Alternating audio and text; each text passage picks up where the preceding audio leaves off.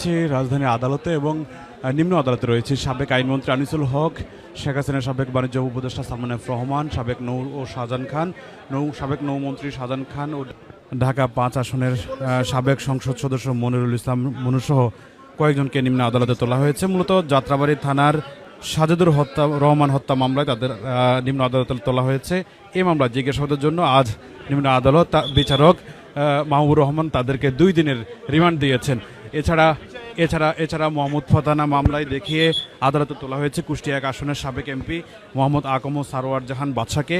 এছাড়া পল্টন থানা মামলা তোলা হয়েছে, পল্টন থানা বদরুল হত্যা মামলা তোলা হয়েছে, পল্টন থানা বদরুল হত্যা চেষ্টা মামলা নৌবাহিনী থেকে বাধ্যতামূলক অবসরে পাঠানো চট্টগ্রাম বন্দরের সাবেক চেয়ারম্যান রিয়াল অ্যাডমিরাল মোহাম্মদ সোহেলকে 3 দিনের রিমান্ড দিয়েছে আদালত। সঙ্গে আনা হয়েছে সাবেক প্রতিমন্ত্রী ABM তাজুল ইসলাম, তাকেও 3 দিনের তাকে 2 দিনের রিমান্ড, মূলত পল্টন থানা যাদেরকে আটক করা হয়েছে তাদেরকে 2 দিনের রিমান্ড দিয়েছে।